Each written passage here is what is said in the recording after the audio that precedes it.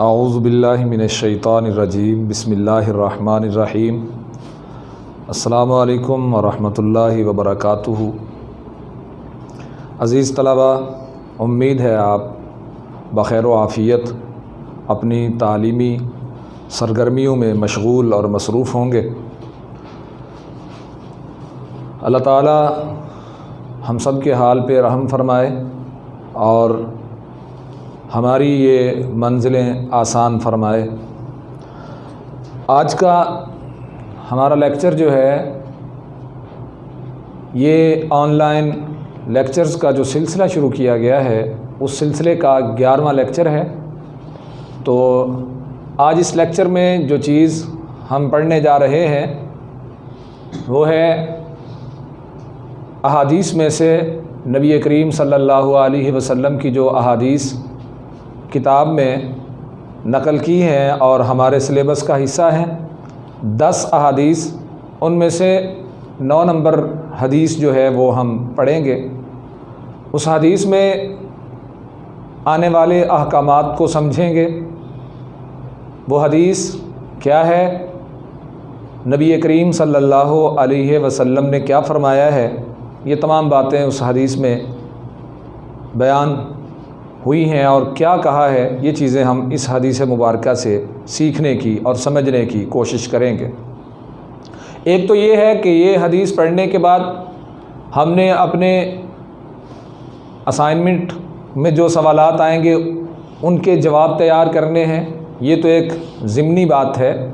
در حقیقت اس حدیث سے جو معاشرتی ہماری زندگی ہے اس پر اثر انداز ہونے والی باتیں ہیں، وہ باتیں ہم نے جناب نبی کریم صلی اللہ علیہ وسلم کے اس فرمان سے سمجھنی ہے، سیکھنی ہے اور پھر اپنی عملی زندگی میں ان کو لانے کی کوشش کرنی ہے۔ تو ہم چلتے ہیں حدیث مبارکہ کی طرف کہ نبی کریم صلی اللہ علیہ وسلم کا فرمان ہے، من نصر قومہ علی غیر الحق، جس شخص نے کسی ناجائز معاملے میں اپنی قوم کی مدد کی۔ من نصر قومہ علی غیر الحق، جس شخص نے کسی ناجائز معاملے میں اپنی قوم کی مدد کی، فہو کالبعیر الذی ردا، تو اس کی مثال ایسی ہے جیسے کوئی اونٹ گر رہا ہو، ردا گر رہا ہو، فہو ینزع بذنبہ، گر رہا ہو کنویں میں اور وہ اس کی دم پکڑ کر لٹک جائے تو خود بھی اس میں گر جائے۔ ایک دفعہ پھر حدیث سنیے، حدیث کا ترجمہ سماعت کیجئے اور اسے سمجھنے کی کوشش کیجئے کہ پیارے آقا علیہ الصلاۃ والسلام نے اپنے اس فرمان میں ہمارے لیے کیا پیغام چھوڑا ہے، وہ پیغام کیا ہے، اس پیغام کو ہم نے سمجھنا ہے۔ اگر وہ پیغام ہم سمجھ گئے تو اس حدیث کی تشریح بھی ہم بآسانی کر سکیں گے۔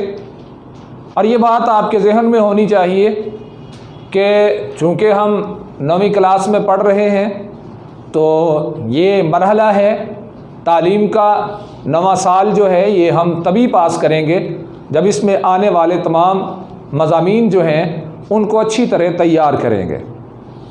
تو اس سلسلے میں یہ بات آپ کے ذہن میں ہونی چاہیے اور اس بات کو مضبوطی سے اپنے دماغ میں بٹھا لیجئے کہ جو پیپر میں آپ کے سامنے کویسچن شیٹ آتی ہے اس پر ایک سوال وہ ضرور حدیث مبارکہ کے متعلق ہوتا ہے اور اس میں آپ نے حدیث کا ترجمہ کرنا ہوتا ہے اور تشریح کرنی ہوتی ہے اور اس کے نمبر پورے 3 ہوتے ہیں۔ کل 50 نمبر کا یہ پیپر ہوتا ہے، حدیث صرف 3 نمبر کی ہوتی ہے جس میں اس کی تشریح بھی آپ نے کرنی ہے اور اس کا ترجمہ بھی کرنا ہے۔ تو اس میں جو سمجھنے والی بات ہے، سب سے پہلی بات اس کا ترجمہ سمجھنا ہے کہ ترجمہ کرتے ہوئے ہم نے کس بات کا خیال کرنا ہے۔ ترجمہ کرنے کے بعد اس ترجمے میں سے جو باتیں آپ کے دماغ میں آتی ہیں، جو باتیں آپ سمجھتے ہیں، ان باتوں کو بطور تشریح آپ نے چند لائنوں میں نیچے لکھنا ہوتا ہے، اور اس کی تقسیم آپ نے ایسے ہی کرنی ہے کہ حدیث آ گئی، چونکہ پیپر 2 گھنٹے کا ٹائم ہوتا ہے، 2 گھنٹے میں آپ حدیث کی پہلے عربی میں عبارت لکھیں، بعد میں ترجمہ لکھیں تو یہ کچھ مشکل ہو جائے گا۔ لیکن اگر آپ عربی عبارت عمدہ طریقے سے لکھ سکتے ہیں تو ضرور لکھیے، نہیں لکھنی آتی تو اسے چھوڑ دیجئے۔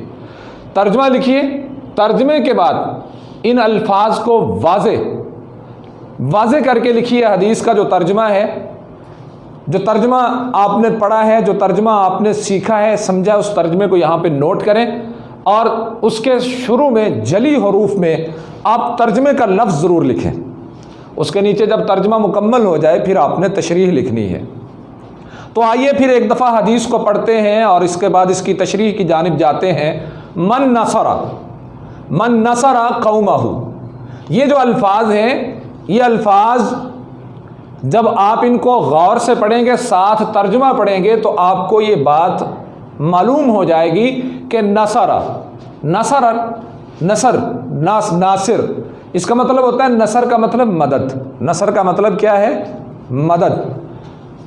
نصر کا مطلب آپ اپنے پاس اپنی کتاب پہ مدد نوٹ کر لیں۔ کل کو اگر آپ پیپر میں بیٹھتے ہیں یا آپ کے سامنے سوال آ جاتا ہے تو آپ کو یہ پتہ ہونا چاہیے نصر کا مطلب مدد ہوتا ہے۔ اب یہ جو لفظ ہے قومہ، یہ 2 لفظ ہیں، ایک نہیں ہے۔ ایک لفظ ہے قوم اور اس کے ساتھ ہو، مطلب کیا ہے اس کا؟ دونوں کو ملا کے اس کا ترجمہ ہوتا ہے اس کی قوم۔ علا پر، علا کا مطلب ہوتا ہے اوپر یا پر۔ اس طرح تمام الفاظ جو ہیں آپ نے ان کو غور سے سننا ہے، پھر ان کا ترجمہ آپ کے ذہن میں لفظی طور پہ چند الفاظ کا اگر ترجمہ آپ کے دماغ میں بیٹھ جاتا ہے۔ آج کی حدیث میں نے آپ کو یہ صرف 3 الفاظ کا ترجمہ خاص کر کے بتایا ہے۔ اگر 3 الفاظ کا ترجمہ آپ کے دماغ میں ہوگا تو اگلی پوری حدیث کا ترجمہ فوراً سے آپ کے ذہن میں آ جائے گا کہ اس حدیث کا ترجمہ کیا ہے۔ حدیث کا ترجمہ سنیے، من نصر قومہ علی غیر الحق۔ من، جس شخص نے، من کا مطلب ہے جس شخص نے، نصر قومہ علی غیر الحق، کسی ناجائز معاملے میں اپنی قوم کی مدد کی۔ یہ مدد نصر، من نصر قومہ علی غیر الحق، جس شخص نے کسی ناجائز معاملے میں اپنی قوم کی مدد کی۔ جی اتنی بات امید ہے آپ سمجھ چکے ہوں گے کہ من نصر قومہ علی غیر الحق، جس شخص نے کسی ناجائز معاملے میں اپنی قوم کی مدد کی۔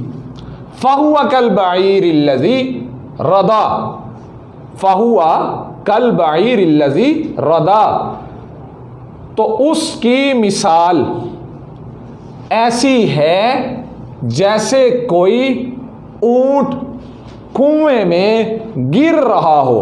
یہاں پہ جو بعیر ہے لفظ بعیر، یہ کل بعیر، یہ آپ دیکھ رہے ہیں کل، یہ کل الگ ہے، یہ بعیر الگ ہے۔ بعیر کا مطلب ہوتا ہے اونٹ، بعیر کا مطلب کیا ہوگا؟ اونٹ۔ یہ لفظ آپ اپنے ذہن میں بٹھا لیں کہ اس حدیث میں ایک لفظ آتا ہے بعیر، اس کا مطلب ہے اونٹ۔ بعیر کا مطلب کیا ہے؟ اونٹ۔ جب آپ کو بعیر کا مطلب پتا ہوگا اونٹ، نصر کا مطلب ہوگا مطلب پتا ہوگا مدد، اور من کا مطلب آپ کو پتا ہوگا جس شخص نے، جب یہ 3-4 لفظ آپ باہم ملائیں گے تو اس حدیث کا ترجمہ آپ اچھے انداز سے لکھ سکیں گے اور اس حدیث کو بعد میں تشریح میں بھی ڈھال سکیں گے۔ تو آگے چلتے ہیں، فَهُوَ كَالْبَعِيرِ الَّذِي رَدَا، تو اس کی مثال ایسی ہے جیسے کوئی اونٹ کنویں میں گر رہا ہو۔ فَهُوَ يَنزَعُ بِذَنبِهِ، اور وہ اس کی دم پکڑ کر لٹک جائے تو خود بھی اس میں گر جائے۔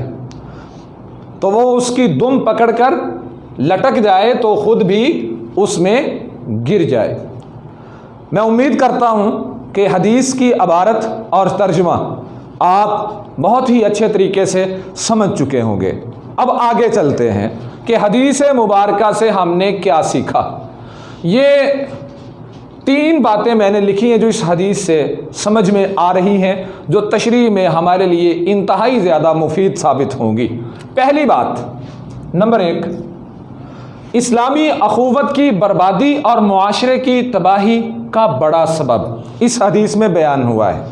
بڑا سبب کیا ہے کہ ناحق معاملے میں اس حدیث میں اسلامی اخوت کی بربادی اور اسلامی معاشرے کی تباہی کا ایک بڑا سبب بیان کیا گیا۔ وہ کیا بیان ہوا ہے کہ کسی ناحق اور جھوٹے معاملے میں اپنی قوم کے ساتھ کھڑے ہو جانا، اس بات کا علم بھی ہو کہ میرے ساتھی، میرے گھر والے، میرے دوست، میرے رشتہ دار، میرے خاندان والے وہ غلط ہیں، لیکن صرف ان کا ساتھ اس لیے دینا کہ وہ ہمارے قبیلے کے ہیں، میری قوم کے ہیں، اس لیے ان کا ساتھ دیتا ہوں، یہ اسلامی اخوت اور معاشرے کی تباہی اور بربادی کا بڑا سبب ہے۔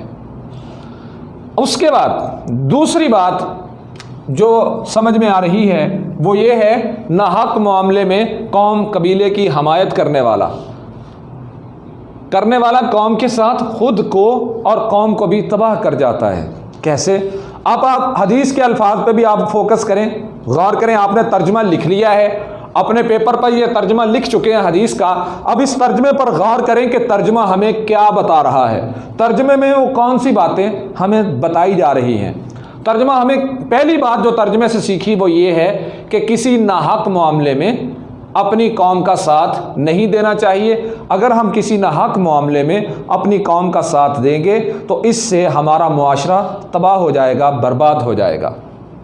تو جب ہم کسی ناحق معاملے میں اپنی قوم کا ساتھ دیتے ہیں تو ہماری مثال ایسی ہوتی ہے جیسے اونٹ ہے، اونٹ کی دم پکڑی ہے، اب اونٹ کی دم پکڑی ہوئی، اب اس اونٹ کی دم کو پکڑے ہوئے بندہ کھینچ رہا ہے، اور اونٹ چونکہ ایک طرف ایک اکیلا آدمی ہے، دوسری طرف اونٹ ہے، اور قوم بھی ایسے ہی ہوتی ہے، ایک طرف اکیلا آدمی اور دوسری طرف اس کی ساری قوم ہے۔ اب وہ اکیلا آدمی ناحق معاملے میں اپنی قوم کا ساتھ دے رہا ہے، قوم تو تباہ ہونے جا رہی تھی، ساتھ یہ بندہ بھی تباہ و برباد ہو جائے گا۔ ہمیں کیا کرنا چاہیے؟ یہ حدیث ہمیں کیا سبق ملا اس حدیث مبارکہ سے؟ رسول اللہ صلی اللہ علیہ وسلم نے ہمیں کیا بات سمجھائی؟ وہ یہ ہے، نیکی اور بھلائی کے کاموں میں رنگ، نسل اور قوم، قبیلے کی پرواہ کیے بغیر ہمیں دوسرے لوگوں کا ساتھ دینا چاہیے۔ ہر مسلمان کا ساتھ ہمیں دینا چاہیے۔ اس کی خاطر ہمیں اپنے قبیلے اور ذات پات، رنگ، نسل کی کوئی قید نہیں لگانی چاہیے۔ تو پھر ایک دفعہ حدیث کی تشریح پہ جاتے ہیں۔ پہلے ترجمہ نوٹ کریں۔ جس شخص نے کسی ناجائز معاملے میں اپنی قوم کی مدد کی تو اس کی مثال ایسی ہے جیسے کوئی اونٹ کنویں میں گر رہا ہو اور وہ اس کی دم پکڑ کر لٹک جائے تو خود بھی اس میں گر جائے۔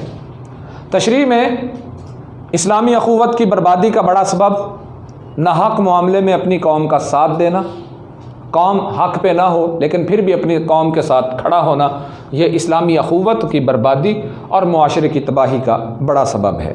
دوسری بات، ناحق معاملے میں جب ہم اپنی قوم کا ساتھ دیتے ہیں، قبیلے کا ساتھ دیتے ہیں، تو ہوتا یہ ہے قوم قبیلہ تو تباہ ہوتا ہے، ساتھ ہی وہ اکیلا بندہ جو ساتھ دینے والا ہوتا ہے وہ بھی تباہ و برباد ہو جاتا ہے۔ تباہی کیا ہے؟ معاشرے کی نظروں میں اس کی عزت خاک میں مل جاتی ہے، لوگ اس پر اعتماد نہیں کرتے، اور پھر اس کا وہ مقام معاشرے سے ختم ہو جاتا ہے جو پہلے کبھی لوگوں کی نظر میں ہوا کرتا ہے، اس کی نیک نامی ختم ہو کے رہ جاتی ہے۔ اس کے بعد ہمیں پھر کیا کرنا چاہیے؟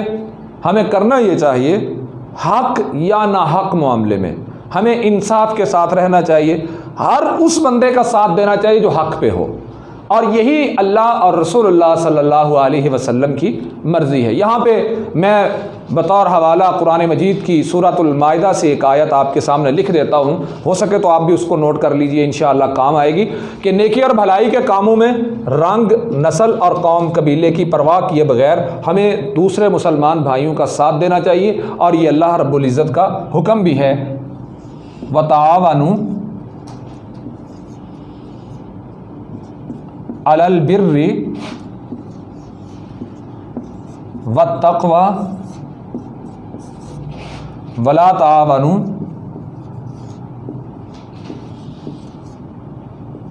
علی الاثم والعدوان۔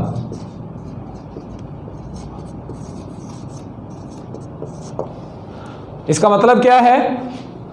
اللہ رب العزت کیا چاہتے ہیں، اللہ کی مرضی کیا ہے، اور تعاون کرو نیکی کے کاموں پر اور پرہیزگاری کے کاموں پر، اور نہ تم تعاون کرو گناہ اور زیادتی کے کاموں میں، اور تعاون کرو نیکی اور پرہیزگاری کے کاموں پر۔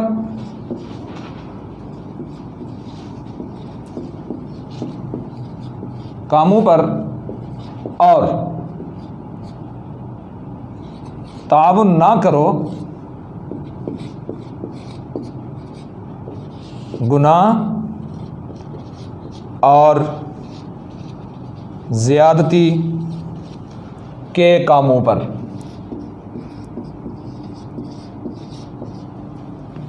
امید کرتا ہوں کہ آپ کو رسول اللہ صلی اللہ علیہ وسلم کا یہ فرمان میں سمجھانے میں کافی حد تک کامیاب ہوا ہوں گا، اور میں امید کرتا ہوں آپ کو میری بات سمجھ میں آئی ہوگی، اور مجھے یہ بھی امید ہے کہ ہم نے جو بات اس حدیث مبارکہ سے سمجھی ہے ہم اسے اپنی عملی زندگی میں بھی لائیں گے کہ ہم ناحق معاملے میں اپنی قوم کا ساتھ نہیں دیں گے، حق کے معاملے میں چاہے قوم ہو یا کوئی اور ہو ہم اس کے ساتھ کھڑے رہیں گے، اور ہمیشہ ہم نیکی اور پرہیزگاری کے کاموں میں ایک دوسرے کے ساتھ اپنا دست تعاون اس کے ساتھ دراز رکھیں گے، اور تعاون اپنا کرتے رہیں گے نیکی اور پرہیزگاری کے کاموں میں۔ اللہ رب العزت ہم سب کا حامی و ناصر ہو، اور رسول اللہ صلی اللہ علیہ وسلم کے فرامین پر ہمیں عمل کی توفیق عطا فرمائے۔